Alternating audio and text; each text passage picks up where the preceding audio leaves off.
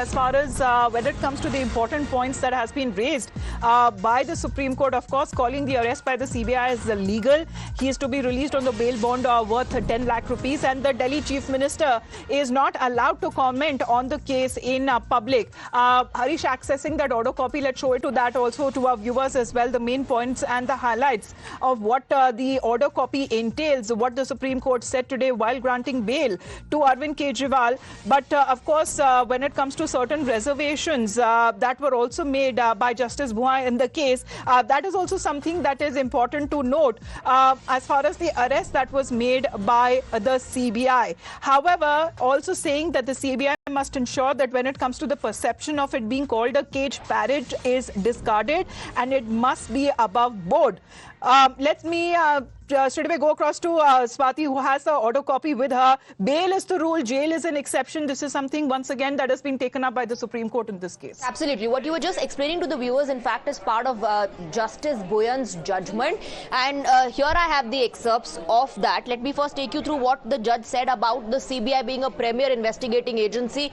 The judge went on to say it is in public interest that the CBI must not only be above board, but must also be seen to be so. Rule of law, which is a basic feature of a constitutional republic, mandates that investigation must be fair, transparent and judicious. This court has time and again emphasized that fair investigation is a fundamental right of an accused person under Articles 20, 21 of the Constitution of India. Investigation must not only be fair but must be seen to be so. And in point number 33, the judge is talking about how the CBI should in fact try to dispel the notion. He says in a functional democracy governed by the rule of law, perception matters. Like Caesar's wife, an investigating agency must be above board. Not so long ago, this court has castigated the CBI, comparing it to a caged parrot. It is imperative that CBI dispel the notion of it being a caged parrot. Rather, the perception should be that of an uncaged parrot. And then another excerpt, let me highlight that as far as the arrest is concerned. The same judge in point 41 says that being the position and having regard to the discussions made above. In point 40, he spoke about personal liberty. He says,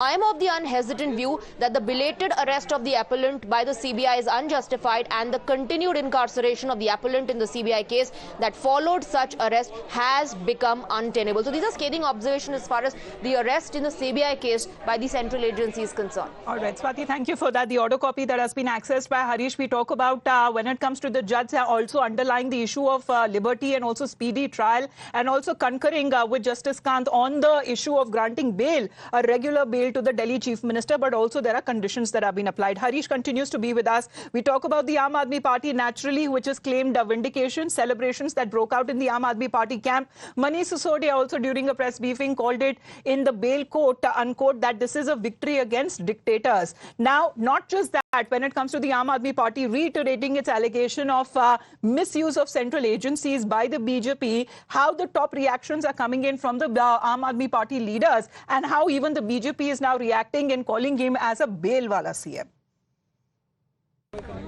एक बार फिर से साबित हो गया है कि अरविंद केजरीवाल जी जैसा सच्चा ईमानदार देशभक्त कट्टर ईमानदार नेता इस देश में नहीं है, जिनको गिरफ्तार करने के लिए भारतीय जनता पार्टी ने हजारों तरह की कुचक्र रचे, हजारों तरह की साजिशें रची।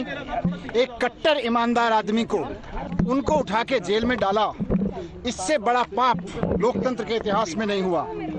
आज ऑनरेबल सुप्रीम कोर्ट को हम नमन करते हैं, उनको सलाम करते हैं, उनका धन्यवाद करते हैं। हम इस देश के संविधान का धन्यवाद करते हैं, बाबा साहब का धन्यवाद करते हैं, जिनके बदौलत आज सच्चाई की जीत हुई है। एक्साइज केस में कहीं कुछ नहीं मिला, किसी भी व्यक्ति के खिलाफ कुछ नहीं मिला। एक झूठ का पहाड़ खड़ा करके भारतीय जनता पार्टी ने, मोदी सरकार ने ईडी सीबीआई का इस्तेमाल करके आम आदमी पार्टी को खत्म करने की कोशिश की, अरविंद केजरीवाल को खत्म करने की कोशिश की। लेकिन सच की जीत होती है, अन्याय का अंत होता है, तानाशाही का अंत होता है।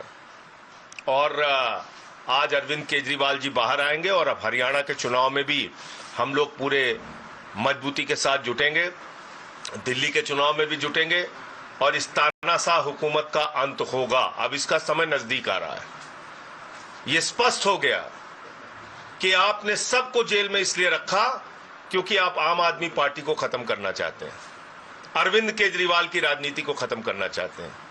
लेकिन ईश्वर है, जनता है, और वो लोकतंत्र की जीत हुई है, तानाशाही की हार हुई है। शर्तों के साथ जमानत मिली है, गवाहों से बात नहीं करेंगे, फाइल ठीक है, नहीं करेंगे, वो शर्तें न्यायिक प्रक्रिया है, वो उसमें मैं कोई कमेंट नहीं करूंगा। हरियाणा चुनाव में कितना फायदा मिलेगा इसका? निश्चित रूप से बहुत फायदा मिलेगा, निश्चित रूप से इसका बहुत लाभ मिलेगा हरियाणा के चुनाव में, और हम सब लोग पूरे मजबूती के साथ जुटेंगे। लगभग सभी नेता बाहर हैं, चाहे मनीष। एक्साइज पॉलिसी के मामले में अब कोई बचा ही नहीं जिसकी जमानत ना हुई हो, सबको जमानत मिल गई।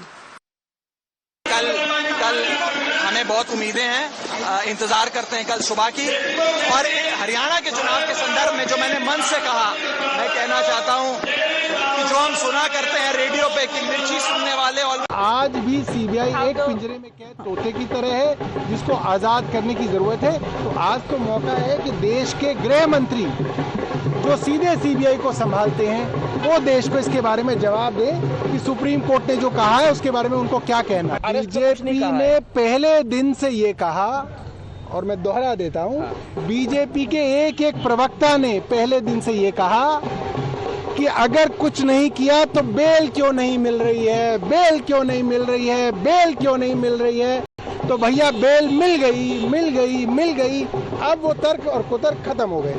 All right, we talk about how the BJP has been reacting shortly after when it comes to the Supreme Court announcing and granting bail to Arvind Kejriwal. The BJP held a press briefing saying that this is not a clean chit, this is not an acquittal to Delhi Chief Minister Arvind Kejriwal. In fact, he has now no powers that he can exercise being a Chief Minister. On the other hand, that means it doesn't mean anything while it comes to his role of performing his duties as the Chief Minister of the national capital. Hence, he must resign.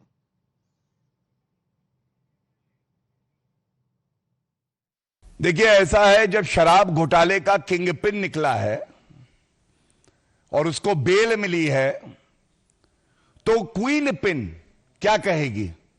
वो यही कहेगी जो एक और भ्रष्टाचारी पूर्व उप मुख्यमंत्री बेल पे बाहर व्यक्ति कह सकता है। उनको भी पता है कि उनका गला, जो कि ईमानदार जांच एजेंसियों ने पकड़ रखा है, तभी छूटेगा जब किंगपिन अरविंद केजरीवाल छूटेगा। अरविंद केजरीवाल कहते थे आरोप लगने पर इस्तीफा दो। इतने बेशरम हैं, इतने पापी हैं, इतना भ्रष्टाचार किया है उन्होंने और नैतिकता बची नहीं है। ऐसा लगता है कुर्सी पर फेविकोल डाल के बैठे हैं। अरविंद केजरीवाल कट्टर बेईमान पापी, आपके कन्वीनर इस्तीफा दे मुख्यमंत्री पद से, वरना जनता के पास बहुत ताकत है। आप देखिएगा, वो भी दिन आएगा इस्तीफा देंगे। एक आरोपी बेल पर बाहर आ रहा है, वो दिल्ली का दोषी है, वो दिल्ली का अपराधी है। अपराध उन्होंने दिल्ली के साथ किया है, लेकिन कोर्ट कहती है कि आप मुख्यमंत्री के रूप में कोई फाइल साइन नहीं कर सकते, ऑफिस नहीं जा सकते। जब कुछ कर नहीं सकते तो इस्तीफा दो, किसी और को लाओ। दिल्ली को इतना तकलीफ दे दिया है, कितनी तकलीफें और देंगे अरविंद केजरीवाल आप दिल्ली को। जो लोग अभी सत्य की जीत हुई है, सत्य जो है वो जो है परेशान हो सकता है, पराजित नहीं हो सकता, ये घिसी पिटी जो नारे देते हैं, उन्हें ये पहले तय करना चाहिए कि कब सत्य की हार होती है और कब सत्य की जीत होती है, ये तय कर लें। अपनी सुविधा के अनुसार सत्य की हार और जीत अगर ये गढ़ेंगे तो मुझे नहीं लगता कि इनको कोई फायदा होगा। कोई भी जमानत उस किसी भी गुनाहगार या किसी भी अपराधी या किसी भी आरोपी के दोष मुक्त होने का प्रमाण पत्र नहीं। Meanwhile, we talk about the why